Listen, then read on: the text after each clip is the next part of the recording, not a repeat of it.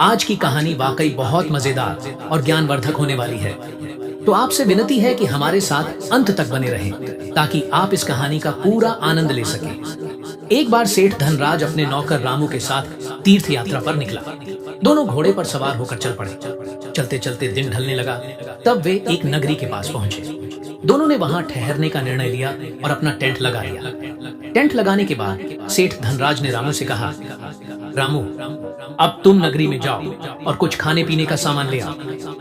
रामू पैसे लेकर नगरी की ओर चल पड़ा। जैसे ही वह नगरी के मुख्य द्वार पर पहुंचा, उसने वहां एक चकित कर देने वाला दृश्य देखा। उसने देखा कि नगरी के मुख्य द्वार पर एक कुत्ता बंधा था और सभी आने जाने वाले उस कुत्ते के सिर पर दो दो जूते मारकर आ जा रहे थे।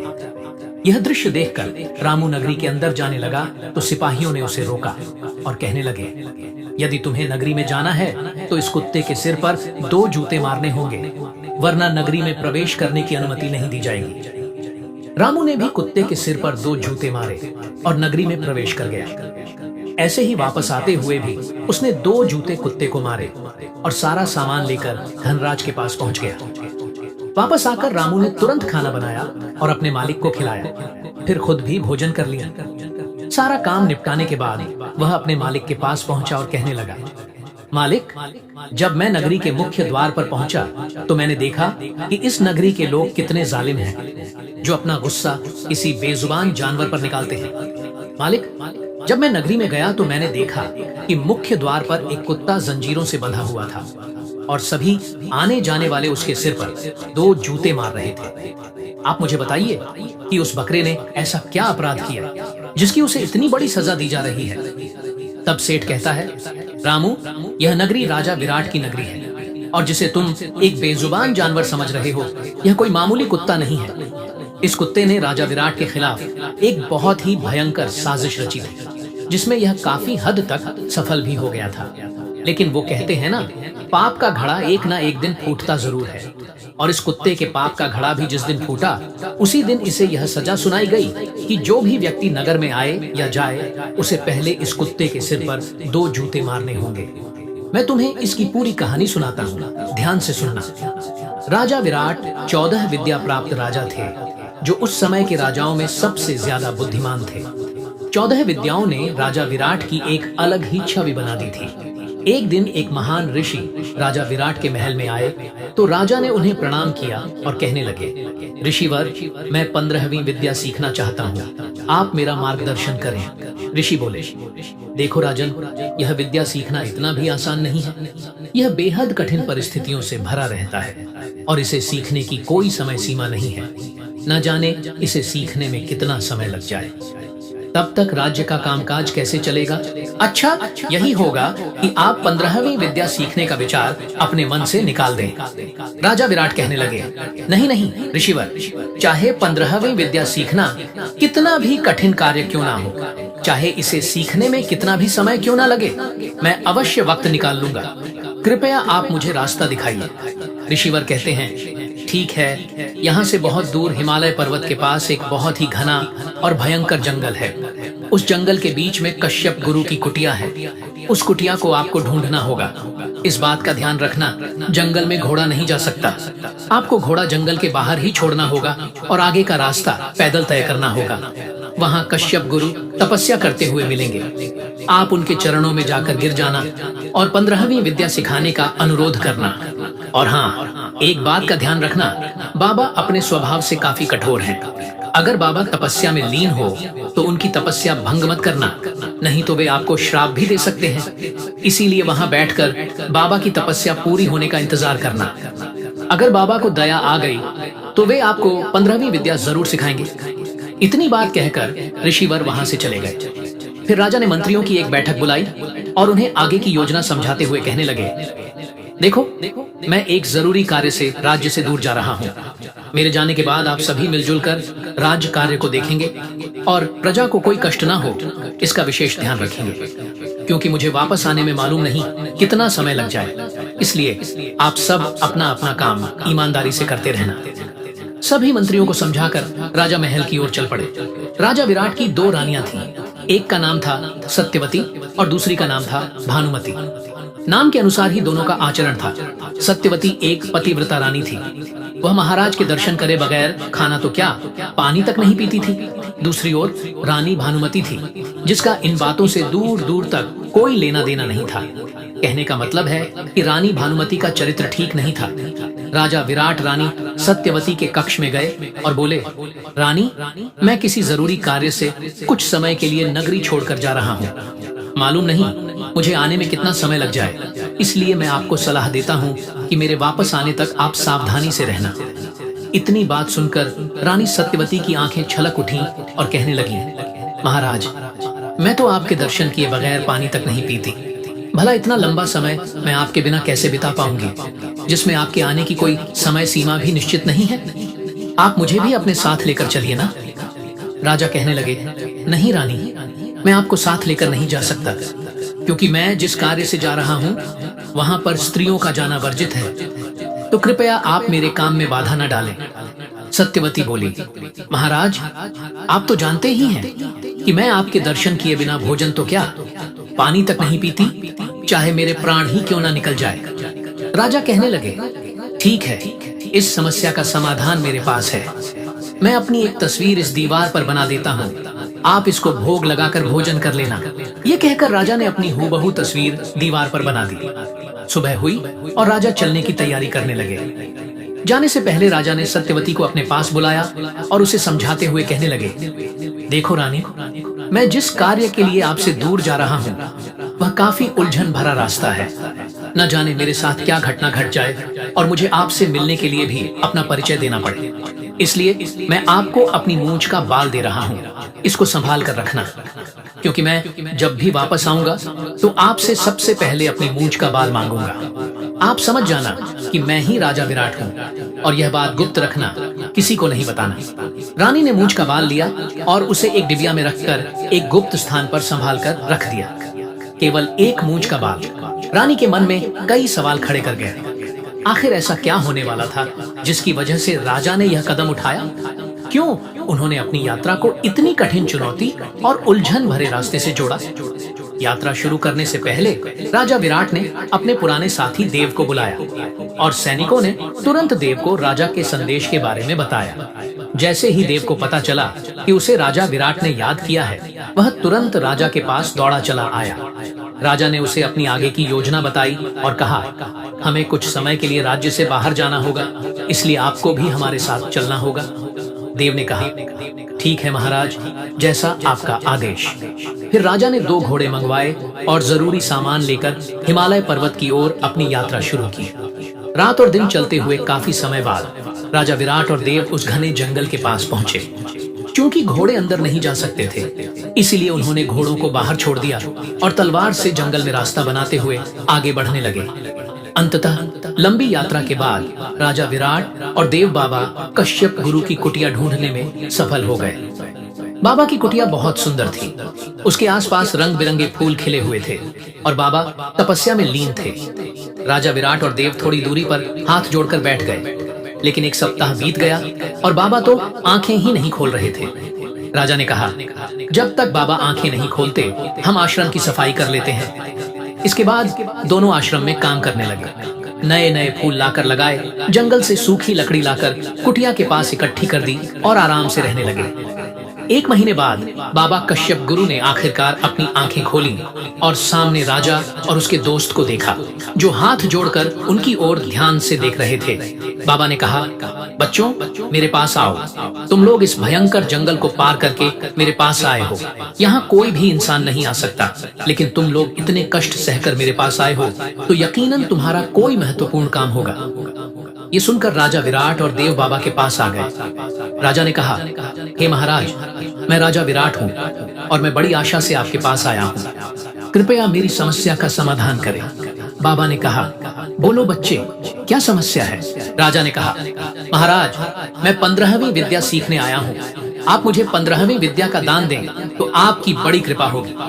बाबा ने कहा, बालक, तू तो बहुत बड़ी समस्या लेकर आया है, लेकिन एक बात बता, तुझे मेरा पता किसने बताया?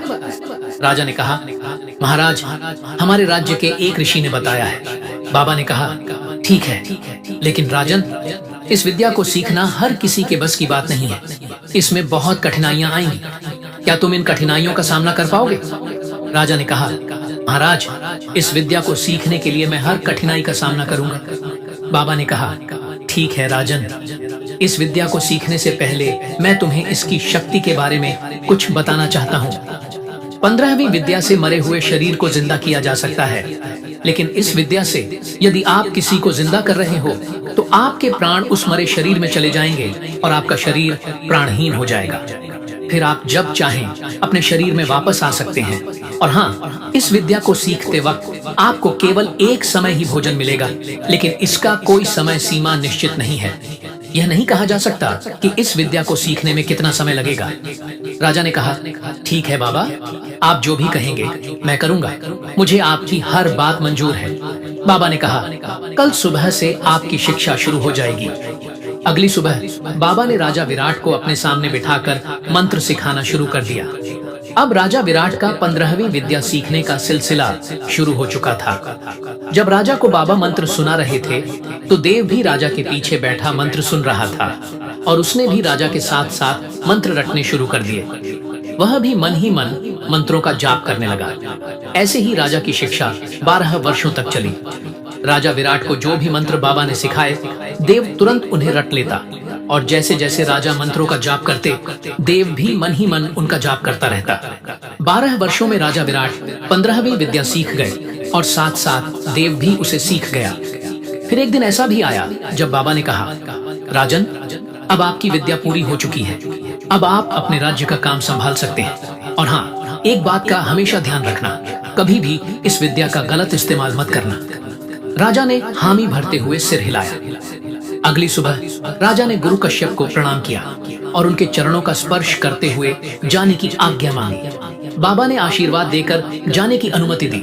फिर राजा विराट देव को साथ लेकर अपनी नगरी की ओर चल पड़े। चूंकि घोड़े नहीं थे, इसलिए वे पैदल ही बातें करते हुए आगे बढ़ रहे थे। अब राजा के मित्र देव के दिल में कपट जाग उठा और उसने मन ही मन एक भयंकर साजिश रच डाली। राजा को अपनी ओर आकर्षित करने के लिए देव गुमसुम होकर बैठ गया। राजा ने देखा और पूछा, देव, क्या बात है? तुम बड़े गुमसुम नजर आ रहे हो। देव ने कहा, महाराज, मेरे दिल में एक बात है, अगर आप बुरा ना माने तो बताऊं। राजा विराट ने कहा, जो भी बात है खुलकर कहो। देव बोला, महाराज, मैं यह कह रहा था कि आपने 12 वर्षों के इतने कठिन परिश्रम के बाद यह 15वीं विद्या हासिल की है, तो अगर आप अपनी सीखी हुई विद्या को एक बार आजमा लेते तो अच्छा रहेगा, क्योंकि नगरी में जाकर कहीं आप हंसी के पात्र ना बन जाएं। राजा ने कहा, बात तो तुम्हारी ठीक है, आजमाने में क्या दिक्कत है, चलो आजमा कर देखते हैं। देव ने कहा, महाराज, आप थोड़ी देर यहाँ बैठिए, मैं अभी आता हूँ। देव थोड़ी दूर गया और एक मरा हुआ तोता उठाकर राजा के सामने ले आया और कहने लगा, महाराज, इस मरे हुए तोते में आपके प्राण डालिए। राजा ने कहा, ठीक है, मैं मंत्र का जाप करता हूँ। राजा मंत्र पढ़ने लगे और अपने प्राण उस तोते में डाल दिए। तोता जिंदा हो गया और राजा विराट का शरीर अचेत होकर गिर पड़ा। इधर देव अपने प्लान में कामयाब हो गया था। उसने मौके का फायदा उठाया और तुरंत मंत्र पढ़कर अपने प्राण राजा विराट के शरीर में डाल दिए। अब देव का शरीर भी अचेत होकर गिर पड़ा। राजा विराट तोता बन गए और देव राजा विराट के रूप में आ गए। राजा विराट यह देखकर आश्चर्यचकित हो गए कि देव ने यह विद्या कैसे सीखी और उन्होंने कहा, अरे देव, यह तूने क्या कर दिया? तू मेरे शरीर में क्यों आ गया? देव ने उत्तर दिया, महाराज, मैं भी अपनी विद्या आजमा रहा था, जो मैंने चुपके से आपके पीछे बैठकर सीखी है। राजा विराट गुस्से में बोले, देव, तुमने अपनी मर्यादा के खिलाफ जाने की कोशिश कैसे की? इस अपराध का दंड तुम्हें दरबार में मिलेगा। अब तुम एक काम करो, अपने शरीर में वापस जाओ और मेरा शरीर खाली कर, ताकि मैं अपने शरीर में वापस लौट सकूं। देव ने हंसी उड़ाते हुए कहा, क्या मैं आपको मूर्ख नजर आता हूं जो अपने शरीर में वापस आऊंगा? बड़ी मुश्किल से राजा बनने का मौका मिला है और इस मौके को मैं छोड़ नहीं सकता। आप तो एक तोते हो, भला आप मेरा क्या बिगाड़ सकते हो? मैं यह शरीर किसी भी हालत में नहीं छोड़ूंगा। अब मैं वही सारे सुख प्राप्त करूंगा जो एक राजा प्राप्त करता है। इसके बाद देव ने अपने रास्ते का आखिरी कांटा हटाने के लिए उस तोते को पत्थर से मारने के लिए दौड़ते हुए कहा, जिसमें राजा विराट के प्राण बसे थे। तोता बेचारा जान बचाकर भागा और दूर एक ऊंचे पेड़ की टहनी पर बैठकर देव को देखता रहा। वह उदास मन से सोचने लगा, जिस साथी पर मैंने इतना भरोसा किया उसी ने मेरे साथ इतनी बड़ी गद्दारी की। अब मैं क्या कर सकता हूँ? और तोता बैठा बैठा रोने लगा। उधर देव, जो राजा विराट के शरीर में था, उसने लकड़ियां इकट्ठा की और अपने शरीर को जलाकर राजा विराट की नगरी की तरफ चल पड़ा। देव दिन रात पैदल चलते हुए राजा विराट की नगरी के द्वार तक पहुंचा। वहां मौजूद पहरेदार ने जैसे ही राजा को देखा, उन्होंने तुरंत इसकी सूचना दरबार में पहुंचाई। यह संदेश सुनकर दरबार के सभी मंत्रीगण और अन्य सदस्य प्रसन्न होकर फूलमाला और अन्य आदर सम्मान की सामग्री लेकर राजा का भव्य स्वागत करने के लिए द्वार पर पहुंच गए। किसी भी व्यक्ति को यह समझ में नहीं आया कि यह असल में राजा है या कोई और। राजा का स्वागत बड़े धूमधाम से किया गया और उनके आने की खुशी में महल को दुल्हन की तरह सजा दिया गया।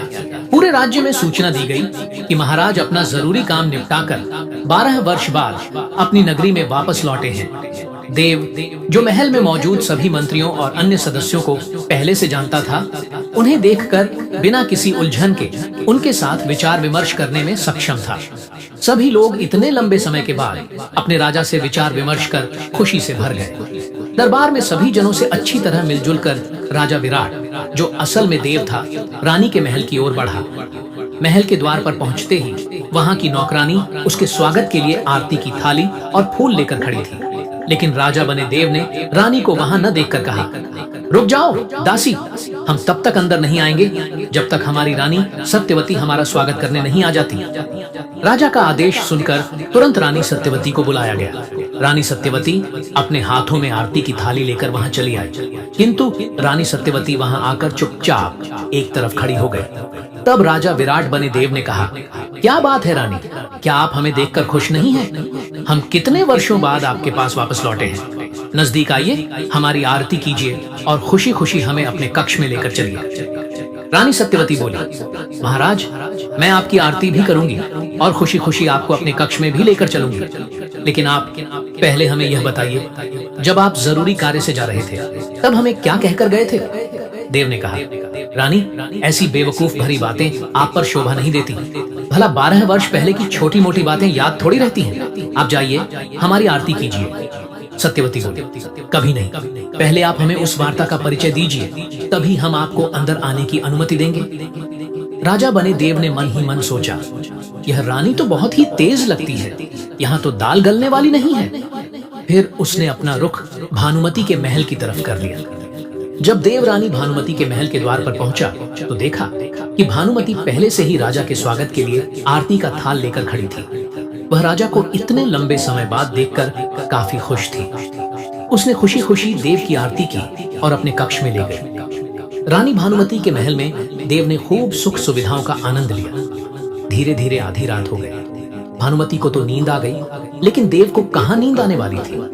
अब उसके जहन में एक डर बैठा जा रहा था, एक चिंता उसे सताए जा रही थी। वह चिंता थी उस तोते की, क्योंकि उस तोते में खुद राजा विराट के प्राण बसे थे, जो मनुष्य की भांति बोल सकते थे। अब उसका यही डर था कि कहीं वह तोता उड़ता हुआ नगरी तक न पहुंच जाए और उसके सारे भेद न खुल जाए।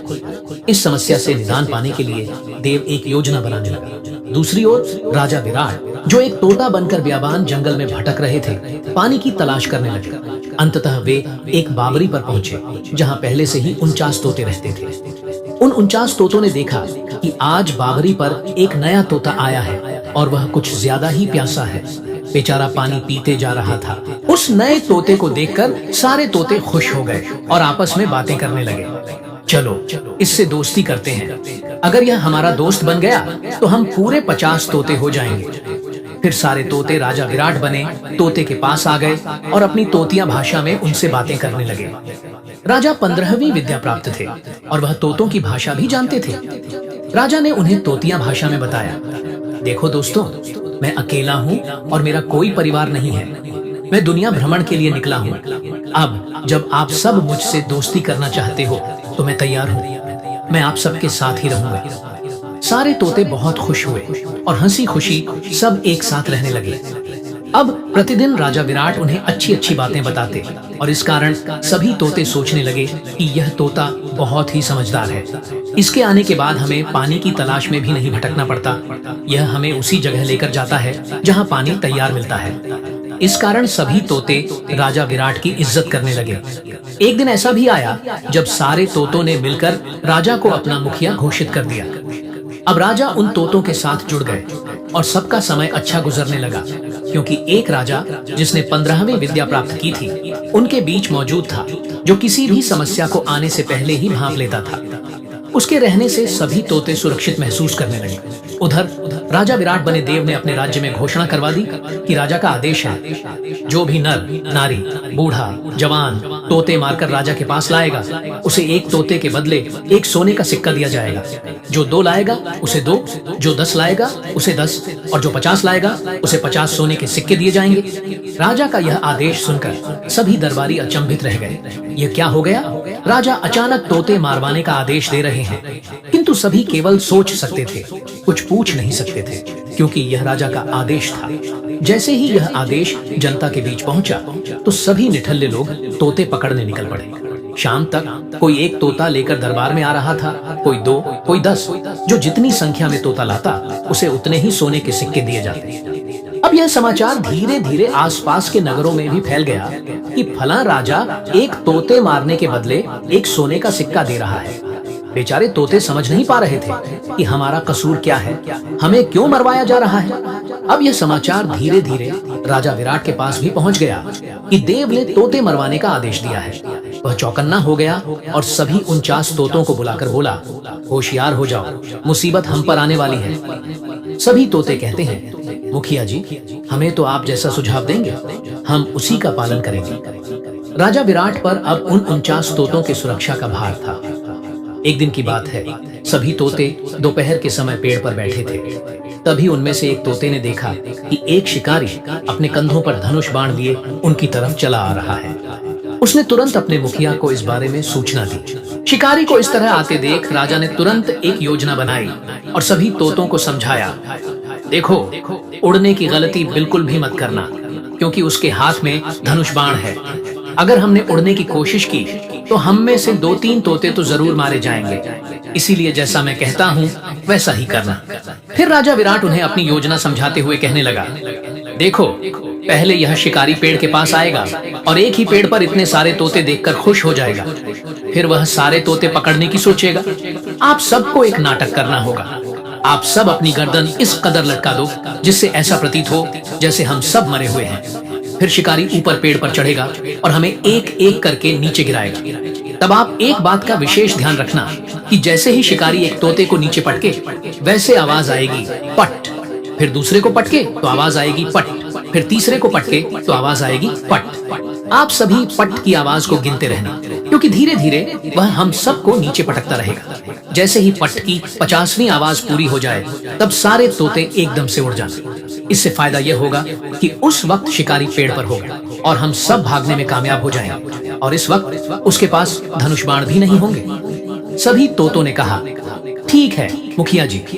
फिर सभी तोतों ने पेड़ की टहनियों पर इस तरह अपनी गर्दन लटका दी जैसे वे सभी मरे हुए हैं। अब शिकारी पेड़ के पास पहुंचता है और एक ही पेड़ पर इतने सारे तोते देखकर खुश हो जाता है, क्योंकि इतने सारे तोते उसे बड़ा धनवान बना सकते हैं। वो मन ही मन भगवान को धन्यवाद करने लगा।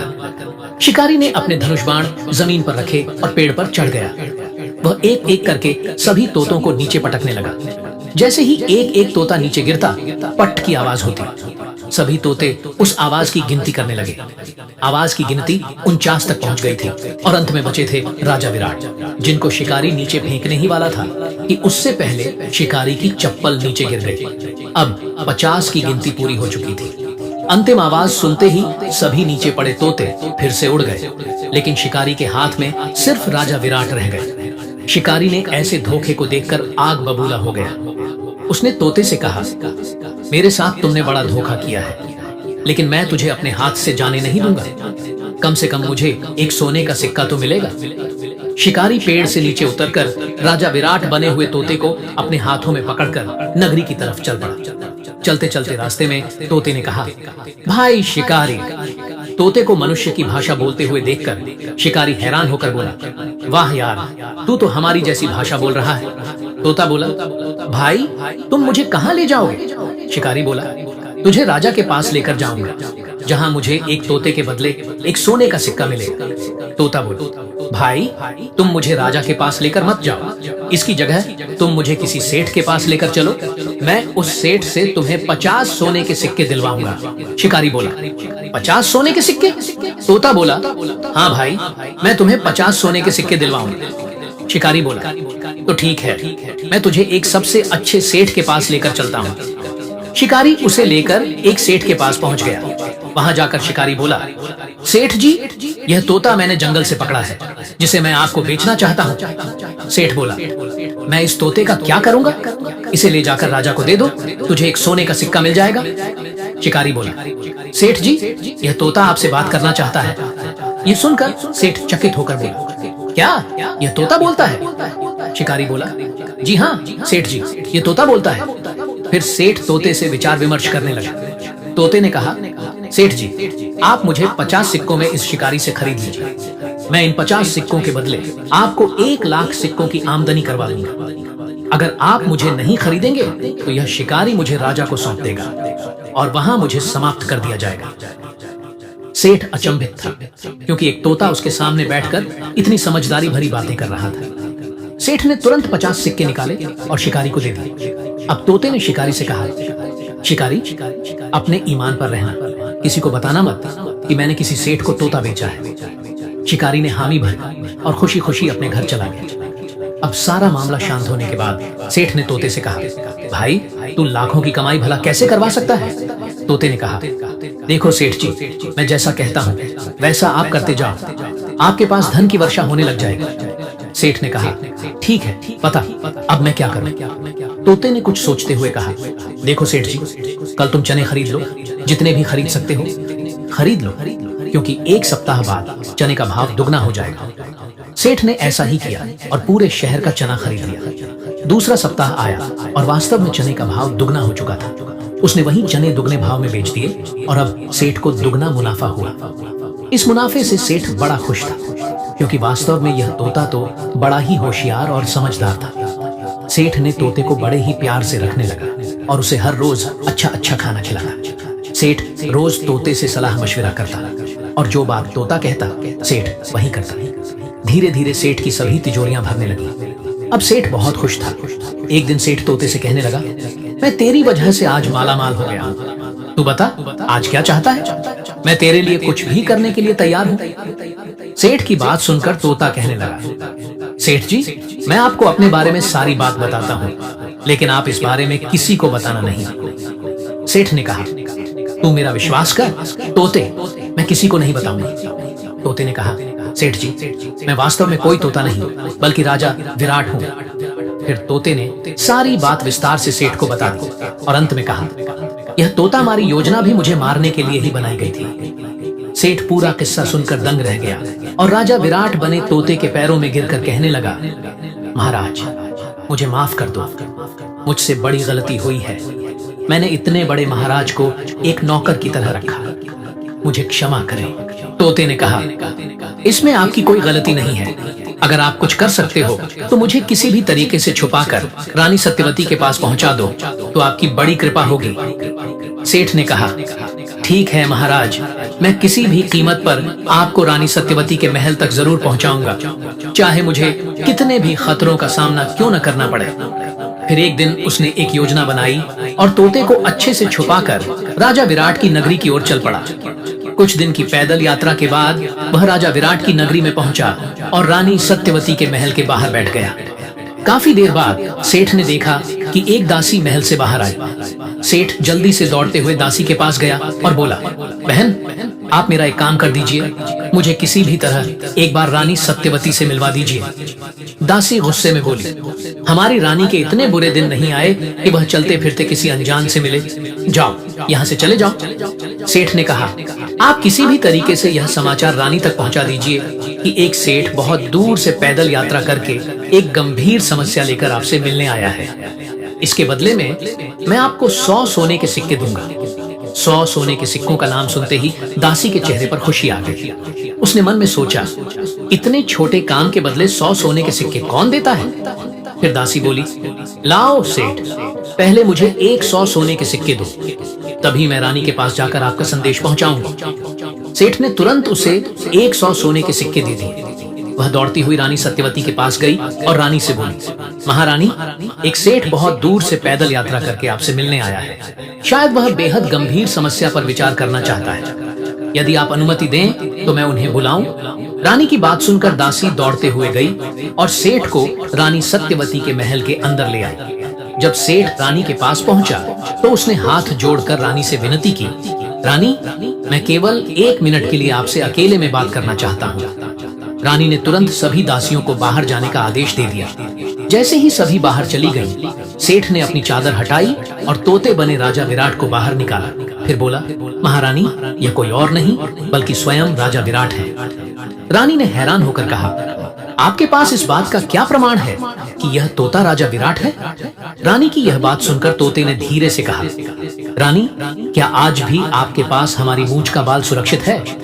यह शब्द सुनते ही रानी की बोलती बंद हो गई और उसे यकीन हो गया कि यह तोता ही राजा विराट है। रानी अपने स्वामी से इतने वर्षों बाद मिली और फूट फूट कर रोने लगी। रानी ने सेठ को तहे दिल से धन्यवाद दिया और उसे इनाम के रूप में हीरे जवाहरात देकर विदा किया। अब रानी को राजा विराट ने अपनी पूरी दास्तान सुनाई कि कैसे देव ने उनके साथ इतना बड़ा धोखा किया है। रानी भी कहने लगी, महाराज, यह तो मैं उसके महल में आते ही समझ गई थी कि यह बहरूपिया कोई और है, मेरे महाराज नहीं, क्योंकि मैंने उसे आते ही वह निशानी मांगने को कहा जो आप मुझे सौंप कर गए थे, और उसका उत्तर देने में वह असमर्थ हो गया और नए नए तरह के बहाने बनाने लगा। इतनी बात करने के बाद रानी सत्यवती बोली, महाराज, आप एक 15वीं विद्या प्राप्त राजा हैं, तो आप ही इस समस्या का समाधान कीजिए। अब राजा विराट को रानी सत्यवती का साथ मिल चुका था। उन्होंने इस दुख से छुटकारा पाने के लिए एक गंभीर योजना बनाई और रानी सत्यवती से कहा, देखो रानी, केवल सेठ और आपको ही मालूम है कि मैं राजा विराट हूँ। आगे की योजना इस प्रकार से है कि सबसे पहले आप सैनिकों से कहकर एक मरा हुआ कुत्ता मंगवाएं और एक दासी से कहकर देव के पास संदेशा भिजवाएं कि आप उससे माफी मांगते हुए उसे महल में आने का आग्रह करें और मुझे किसी ऐसे स्थान पर छुपा दीजिए जहां से मैं आप सबको देख सकूं, लेकिन आप लोग मुझे न देख सकें। रानी सत्यवती राजा की पूरी योजना अच्छी तरह समझ चुकी थी और उसने उसी के अनुसार काम करना शुरू किया। उसने एक दासी के माध्यम से राजा विराट बने देव तक संदेश भिजवाया, जिसमें रानी ने देव से माफी मांगते हुए उन्हें महल में बुलवाया। दासी रानी का संदेशा लेकर तुरंत राजा बने देव के पास पहुंची और बोली, महाराज, रानी सत्यवती ने आपको याद किया है। वे अपने कर्मों पर पश्चाताप करते हुए आपसे माफी मांगना चाहती हैं। रानी ने आपके साथ सभी मंत्रियों को भी आमंत्रित किया है ताकि वे सबके सामने आपसे माफी मांग सकें।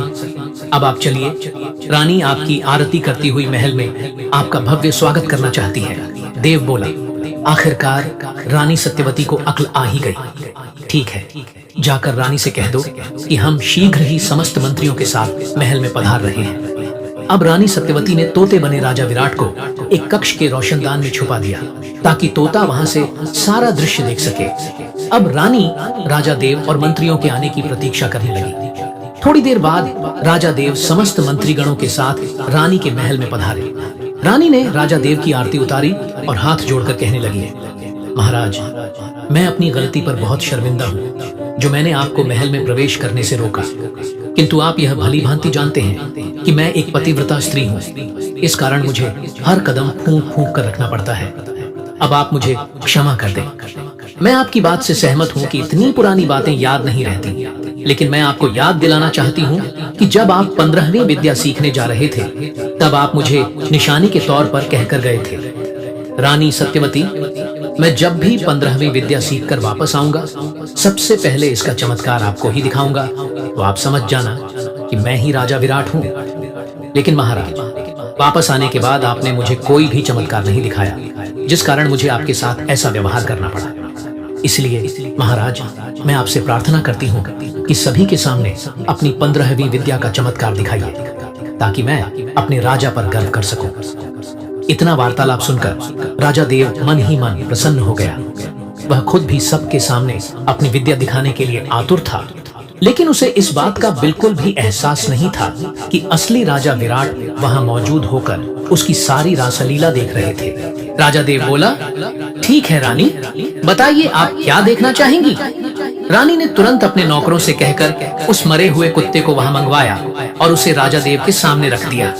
रानी बोली, महाराज, मैं चाहती हूँ कि आप एक बार अपने प्राण इस मरे हुए कुत्ते में डालकर इसे जीवित कर अपनी विद्या का परिचय दें। राजा देव ने कहा, ठीक है, इसमें कौन सी बड़ी बात है, यह तो मेरे बाएं हाथ का खेल है। देव ने मन ही मन मंत्र पढ़ना शुरू किया और कुछ ही क्षणों बाद राजा का शरीर प्राणहीन होकर जमीन पर गिर पड़ा और मरा हुआ कुत्ता अचानक जीवित हो उठा। अब देव के प्राण कुत्ते में समा गए थे। इधर रोशनदान में बैठे तोते ने भी तुरंत मंत्र पढ़े और अपने प्राण स्वयं के शरीर में डाल दिए। एक तोता प्राणहीन होकर गिरते देख सभी लोग हैरान रह गए कि यह क्या हो रहा है। तभी राजा विराट ने कहा, मोटी जंजीरें लेकर आओ और इस कुत्ते को अच्छे से बांधो ताकि यह भाग न सके। राजा के आदेश पर तुरंत बेड़ियां लाई गईं और कुत्ते को अच्छी तरह से बांध दिया गया। फिर राजा विराट ने अपनी सारी अपबीती वहां मौजूद सभी मंत्रीगणों को सुनाई और कहा, हम उस भले सेठ और रानी सत्यवती की मदद से ही अपने शरीर को पुनः प्राप्त कर पाए हैं। राजा की बात सुनकर सभी मंत्रीगण बोले, महाराज, हमें क्षमा करें कि हम इस नकली राजा को पहचान न सके, लेकिन हमें इस पर संदेह तब हुआ था जब इसने तोता मार अभियान चलाया था। अब आप ही इसे सजा दें। राजा विराट ने कहा, इसके लिए मृत्यु दंड पर्याप्त नहीं है, इसे हम ऐसी सजा देंगे जिससे यह सारी जिंदगी पछताएगा। इस कुत्ते को नगर के मुख्य द्वार पर बांध दिया जाए और समस्त प्रजा में यह घोषणा कर दी जाए कि राजा का आदेश है, जो भी प्रजा नगर से बाहर जाएगा वह इसके सिर पर 2 जूते मारकर ही जाएगा और जो अंदर आएगा वह भी 2 जूते मारकर ही आएगा। और फिर ऐसा ही हुआ। कुत्ते को नगर के मुख्य द्वार पर बांध दिया गया और वहां पहरेदार बैठा दिए गए। पहरेदार को सख्त आदेश दिया गया कि कोई भी व्यक्ति बिना 2 जूते मारे अंदर न आ सके और न बाहर जा सके। इधर राजा विराट ने मरे हुए तोते का अंतिम संस्कार बहुत ही आदर सम्मान के साथ कराया। अब राजा विराट ने खुशी खुशी अपना राज्य संभाल लिया। दोस्तों, इसीलिए तो कहते हैं, अपना सबसे गुप्त राज अपने सबसे सगे दोस्त को भी नहीं बताना चाहिए, नहीं तो वह भी आपके साथ विश्वासघात